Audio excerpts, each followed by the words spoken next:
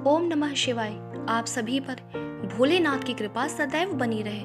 पिछले अध्याय में हमने जाना था कि किस प्रकार भगवान भोलेनाथ 7 ऋषियों को माता पार्वती की परीक्षा लेने के लिए भेजते हैं। आज हम उसके आगे की कथा जानेंगे।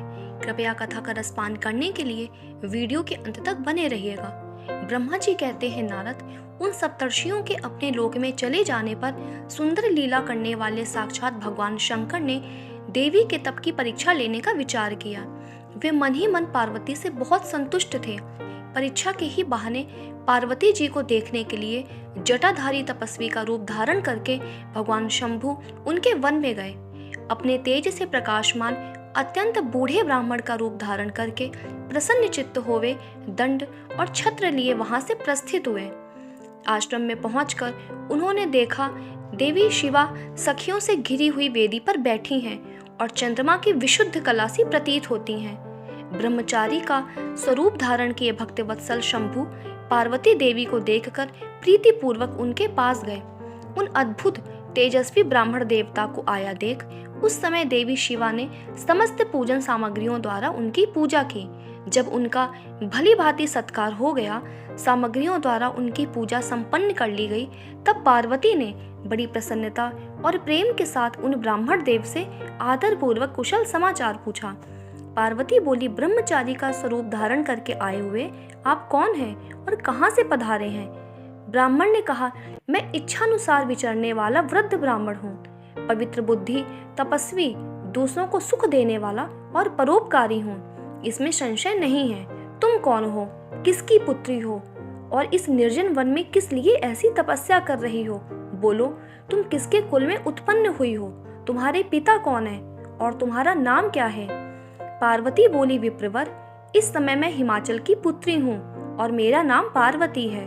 पूर्व काल में, इससे पहले के जन्म में मैं प्रजापति दक्ष की पुत्री थी।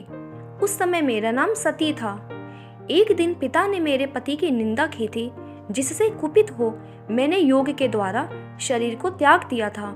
इस जन्म में भी भगवान शिव मुझे मिल गए थे, परंतु भाग्यवश काम को भस्म करके वे मुझे भी छोड़कर चले गए। ब्रह्मन शंकर जी के चले जाने पर मैं विरह ताप से उद्विग्न हो उठी और तपस्या के लिए दृढ़ निश्चय करके पिता के घर से यहाँ गंगा जी के तट पर चली आई। यहाँ दीर्घ काल तक कठोर तपस्या करके भी मैं अपने प्राण वल्लभ को ना पा सकी, इसलिए अग्नि में प्रवेश कर जाना चाहती थी। इतने में ही आपको आया देख मैं क्षण भर के लिए ठहर गई। अब आप जाइए, मैं अग्नि में प्रवेश करूंगी। क्योंकि भगवान शिव ने मुझे स्वीकार नहीं किया, किंतु जहां जहां मैं जन्म लूंगी वहां वहां शिव का ही पति रूप में वर्ण करूंगी। ब्रह्मा जी कहते हैं, नारद, ऐसा कहकर पार्वती उन ब्राह्मण देवता के सामने ही अग्नि में समा गई।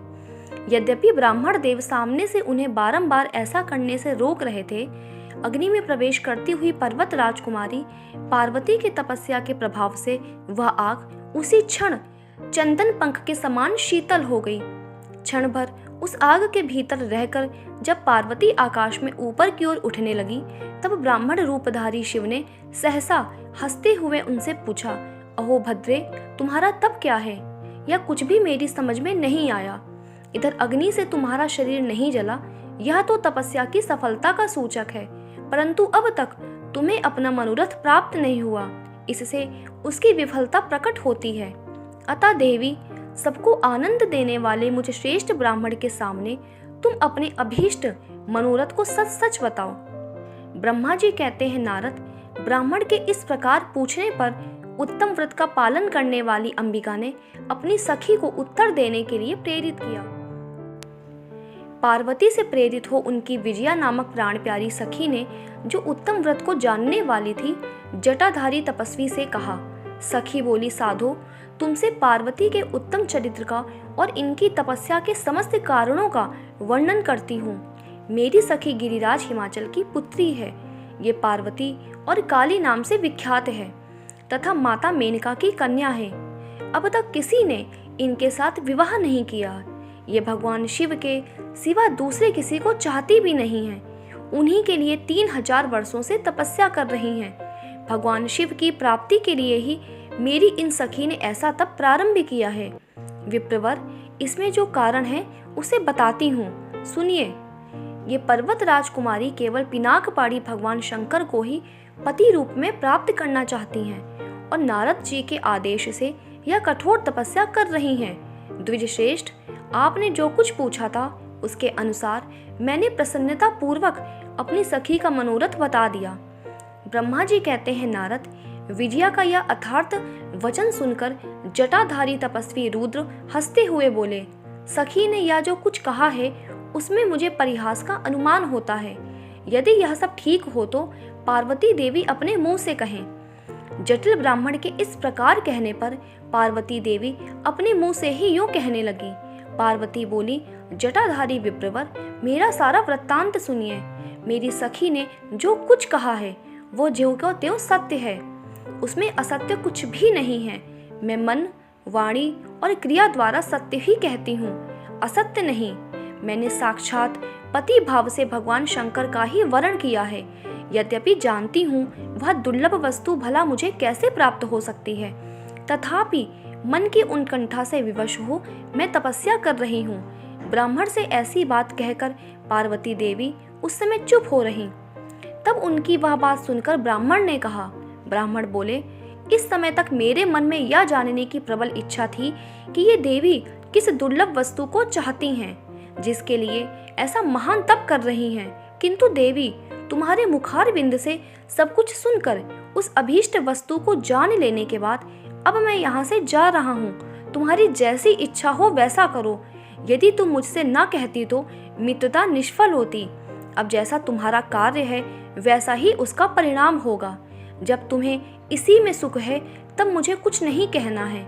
वहाँ ऐसी बात कहकर ब्राह्मण ने ज्यों ही जाने का विचार किया त्यों ही पार्वती देवी ने प्रणाम करके उनसे इस प्रकार कहा। पार्वती बोली, विप्रवर, आप क्यों जाएंगे? ठहरिए और मेरे हित की बात बताइए।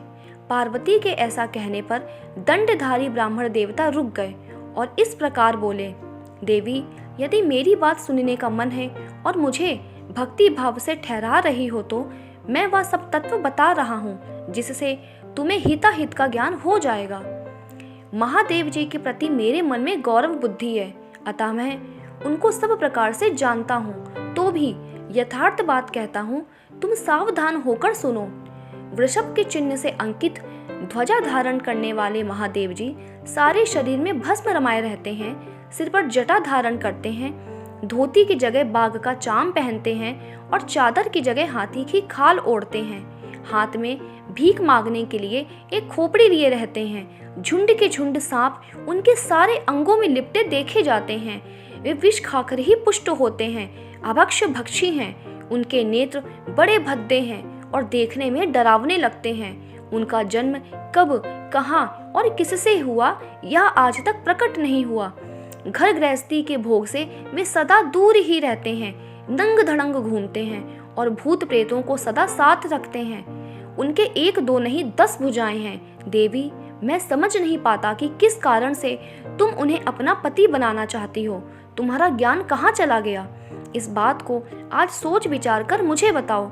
दक्ष ने अपने यज्ञ में अपनी ही पुत्री सती को केवल यही सोचकर नहीं बुलाया कि वह कपालधारी भिक्षुक की भार्या है। इतना ही नहीं, उन्होंने यज्ञ में भाग देने के लिए सब देवताओं को बुलाया, किंतु शंभु को छोड़ दिया। सती उसी अपमान के कारण अत्यंत क्रोध से व्याकुल हो उठी। उसने अपने प्यारे प्राणों को तो छोड़ा ही, शंकर जी को भी त्याग दिया। तुम तो स्त्रियों में रत्न हो। तुम्हारे पिता समस्त पर्वतों के राजा हैं, फिर तुम क्यों इस उग्र तपस्या के द्वारा वैसे पति को पाने की अभिलाषा करती हो? सोने की मुद्रा देकर बदले में उतना ही बड़ा कांच लेना चाहती हो। देवेश्वरी, यदि तुम इंद्र आदि लोकपालों को त्याग कर शिव के प्रति अनुरक्त हो तो अवश्य ही रत्नों के उत्तम भंडार को त्याग कर लोहा पाने की इच्छा करती हो। शिव के साथ तुम्हारा संबंध मुझे इस समय परस्पर विरुद्ध दिखाई देता है। कहाँ तुम, जिसके नेत्र प्रफुल्ल कमल दल के समान शोभा पाते हैं, और कहाँ वे रुद्र जो 3 भद्दी आंखें धारण करते हैं। देवी, तुम्हारे और हर के रूप आदि सब एक दूसरे के विरुद्ध हैं, अतः मुझे तो यह संबंध नहीं रुचता। फिर तुम्हारी जैसी इच्छा हो वैसा करो, मुझे कुछ नहीं कहना है। ब्राह्मण कहते हैं, नारद, यह बात सुनकर पार्वती शिव की निंदा करने वाले ब्राह्मण पर मन ही मन कुपित हो उठी और उससे इस प्रकार बोली।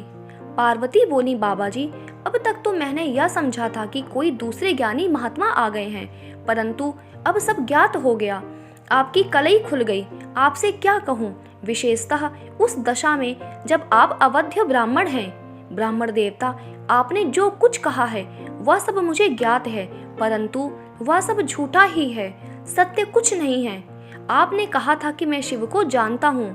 यदि आपकी यह बात ठीक होती तो आप ऐसी युक्ति एवं बुद्धि के विरुद्ध बात नहीं बोलते।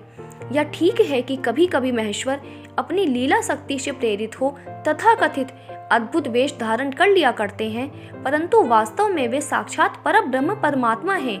मैं भगवान शंकर के स्वरूप को भली भांति जानती हूँ। वे भगवान स्वयं ही महाप्रभु हैं।